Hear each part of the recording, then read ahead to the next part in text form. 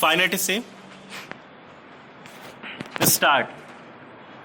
It is indeed a great pleasure to be here in Mumbai for the Platinum Jubilee celebrations of the Reserve Bank of India. For me, this is also a very special moment of nostalgia.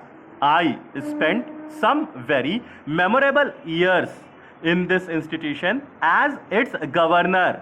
My wife and I cherished the memories of many new enduring friendships that we made during those memorable days.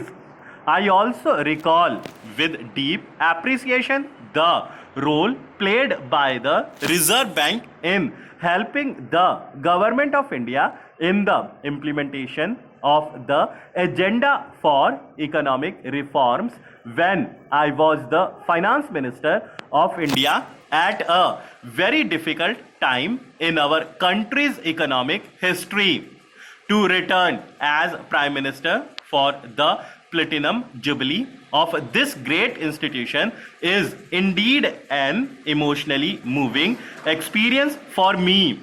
When I took over as Finance Minister in 1991, I was convinced that the economic liberalization and reforms could only succeed if complemented by broad-based reform in the banking and financial sectors.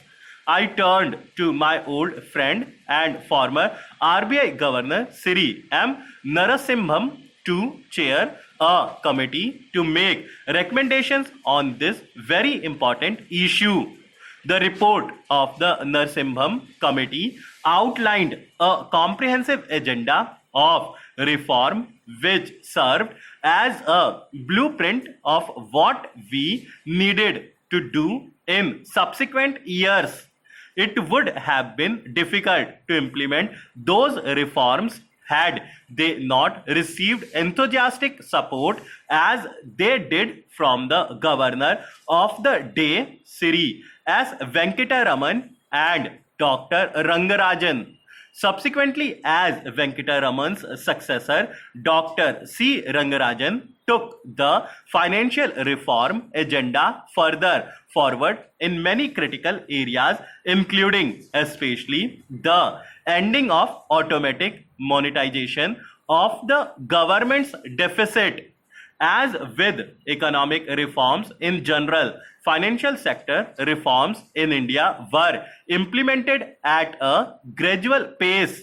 We were often criticized for our incremental approach, which critics often complained was far too slow. But few would deny that we have accomplished a great deal over the years, and Reserve Bank has made important contribution towards this. We have successfully eliminated stifling controls on industry and investment. We have opened the economy to foreign trade, lowered tariffs, and switched over to a market determined exchange rate. We have liberalized capital controls, enabling the economy to absorb substantial inflows of capital in the form of both FDI and FII flows into the stock market. In recent years, foreign investment has also become a two-way flow as many Indian companies have established a presence abroad through investment or acquisition. All of this has been achieved without experiencing a serious macroeconomic crisis or severe inflation over an extended period.